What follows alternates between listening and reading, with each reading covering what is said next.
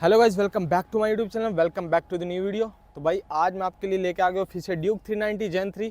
आज मैं आपको बताने वाला हूँ छोटी छोटी चीज़ें मगर प्यारी प्यारी इंपॉर्टेंट बातें। भाई आप भी बाइक लेते हैं, मैं भी बाइक रखता हूँ, सबको बाइक का शौक है, सब सर्विस कराने चाहते हैं। सर्विस के टाइम पे आपको किन किन बातों का ध्यान रखना चाहिए कि आपकी बाइक मेंटेन रहे, प्रॉपर सर्विस जिसको कहते हैं वो हो। सिर्फ इंजन ऑयल चेंज करा लेना, बाइक में जाके सर्विस सेंटर जाके छोड़ देना बाइक की, भाई लो सर्विस कर दो, ये सब चीज़ें सर्विस के अंदर नहीं आती। भाई सर्विस का मतलब है प्रॉपर सर्विसिंग। आज मैं ऐसे ऐसे पॉइंट कवर करने वाला हूँ जिन बातों का आपको ध्यान रखना चाहिए जब आप सर्विस सेंटर में बाइक अपनी छोड़ते हैं। तो भाई सबसे पहले जब आप सर्विस सेंटर में जाते हैं अपनी बाइक को लेके, जनरली वो लोग क्या करते हैं, इंजन ऑयल चेंज करते हैं, ऑयल फिल्टर वगैरह एयर क्लीन करके लगा देते हैं, कई बार उनको रिप्लेस कर देते हैं। ठीक है, ये सब चीज़ होती है। बट आपको किन बातों का ध्यान रखना चाहिए? सबसे पहली बात, आपको सर्विस सेंटर में जाते के टाइम पे भाई जब वो आपके इंजन ऑयल को टॉप अप कर रहे हो, आपको वहाँ पे रहना है, क्योंकि कई बार होता है ना सर्विस सेंटर वाले इंजन ऑयल कम डाल देते हैं जिससे आपके इंजन पे इम्पैक्ट पड़ता है। स्टार्टिंग में नहीं, जब इंजन ऑयल कम चलने होता है, जब दूसरी सर्विस आने वाली होती है तब इम्पैक्ट पड़ता है। तो भाई जब इंजन ऑयल आप टॉप अप कराते हैं ना, तो वो लोग क्या है ना, कई बार कम इंजन ऑयल डाल देते हैं, 100 ml 200 ml बचा लेते हैं भाई। उसके बचा के वो एक डब्बा तैयार कर लेते हैं। 10 गाड़ियों में करेंगे 2 लीटर का डब्बा तैयार हो जाएगा भाई, 200 ml भी अगर बचा रहे हो तो उससे क्या होता है, आपको स्टार्टिंग में तो प्रॉब्लम होती नहीं है। जब आपकी दूसरी सर्विस आने वाली होती है, इंजन ऑयल कम हो जाता है और ऑलरेडी कम था, तब भाई आपका इंजन हीट होना शुरू हो जाता है, अंदर से इंजन बर्न होना शुरू हो जाता है धीरे धीरे। आपको पता नहीं चलता बट आपके इंजन की लाइफ धीरे धीरे घटनी शुरू हो जाती है। तो आपको ये ध्यान रखना है जब भी आप इंजन ऑयल डलवाए, टॉपअप जब हो रहा हो तब आप वहाँ पे खड़े रहे कि भाई कंप्लीट डालो।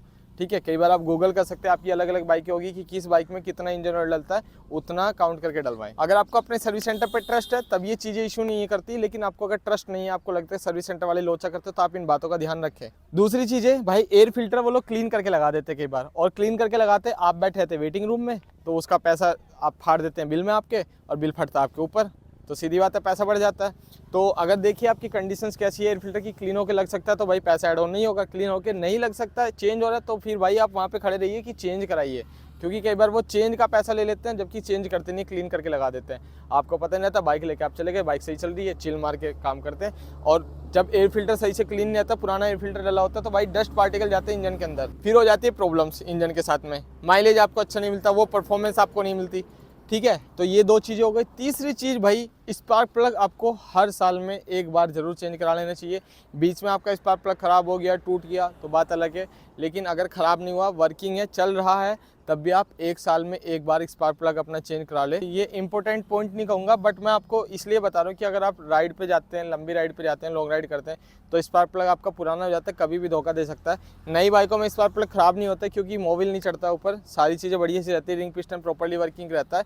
बट क्या ना, हीट की वजह से कई बार क्रैक हो जाता है स्पार्क प्लग। ये मेरी बाइक के साथ भी हुआ है, ड्यूक 125 के साथ हुआ है। तो भाई उसमें टूट के अंदर जा गया था, बस वो चिपका हुआ था इसलिए वर्किंग में था, जैसे वो निकाला भाई पूरा अलग अलग निकल के गिरा, तो बहुत आराम से वो बिना इंजन खोले निकल गया। अच्छी बात ये थी, नहीं तो इंजन खोलना पड़ जाता। चौथी बात आती है गाइज आपकी कि अगर आपकी गाड़ी वर्किंग है प्रॉपर, कोई उसमें दिक्कत नहीं है, तो आप थ्रोटल बॉडी या फिर फ्यूल इंजेक्टर क्लीन ना कराएं। अगर सर्विस सेंटर वाले क्लेम भी करते हैं कि आपकी नई गाड़ी है, पहली सर्विस पे दूसरी सर्विस पे हम थ्रोटल बॉडी क्लीन करेंगे, फ्यूल इंजेक्टर क्लीन करेंगे, तो भाई उनको मना कर दे, उसका वो 2 से 4 हज़ार रुपये चार्ज भी करेंगे। और आपकी गाड़ी वर्किंग है, फिटिंग जो फ्यूल इंजेक्टर की आई थी सर्विस से क्लीन होकर कंपनी से, भाई वो सर्विस सेंटर वाले दे नहीं पाते, क्योंकि हर सर्विस सेंटर में प्रॉपर नॉलेज वाले एम्प्लॉय नहीं है।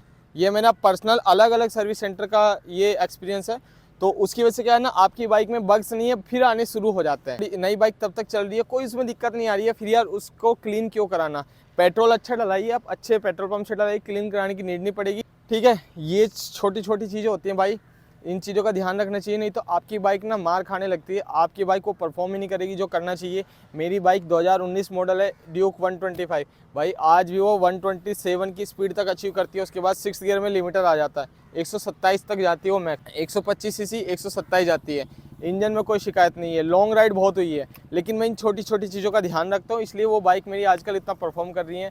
ये मैं पर्सनल एक्सपीरियंस से बता रहा हूँ, कुछ गूगल की थ्योरी उठा के, किसी की ट्यूटोरियल देख के नहीं बता रहा, मैं 5-6 बाइकों के पर्सनल एक्सपीरियंस ये चीज़ आपको बता रहा हूँ। और भाई एक सबसे लास्ट फैक्टर आता है आपका कि आपको क्या और ध्यान में देना चाहिए, आपके क्लच का प्ले सही होना चाहिए। कई बार सर्विस सेंटर वाले क्लच का प्ले जल्दीबाजी में कभी ज़्यादा कर देते हैं, कभी कम कर देते हैं, क्योंकि उनके पास बल्क में बाइकें आती हैं, उनको सर्विस करके निपटाना होता है, तो भाई इसलिए वो लोग ना जल्दी करके निपटा देते हैं। क्लच में बहुत ज़्यादा प्ले होता है या कम प्ले होता है, तो आपकी क्लच प्लेट जल जाती है जब तक आप दूसरी सर्विस में जाते हैं, और फिर आपका एक और बिल फट जाता है क्लच प्लेट का कि आपकी ख़राब हो गई।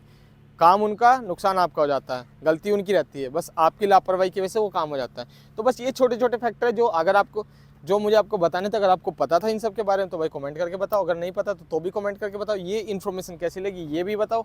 तो भाई ड्यूक 390 की सारी वीडियोस देखने के लिए चैनल को सब्सक्राइब कर ले, बेल आइकन भी दबा ले कि सारी अपडेट आपको मिलती रहे। अगर आपको इस बाइक पे वीडियो चाहिए, क्योंकि मैं इसकी प्रॉपर सीरीज चला रहा हूँ, सारी कंप्लीट करूँगा, हर एक बाइक की सीरीज चलाऊंगा, और कमेंट करके मेरे को बताओ कि किन किन बाइक पे मुझे प्रॉपर वीडियो बनाना चाहिए हर एक टॉपिक पे। ठीक है भाई, तो बस आज की वीडियो को यहीं पे एंड करते हैं, मिलते हैं आपको नेक्स्ट वीडियो में नई वीडियो के साथ में। तब तक अपना ध्यान रखो, मस्त रहो, चुस्त रहो, खाते रहो, पीते रहो, और भाई चैनल को सब्सक्राइब करते रहो, शेयर करते रहो, प्यार देते रहो। Till then take care, bye bye.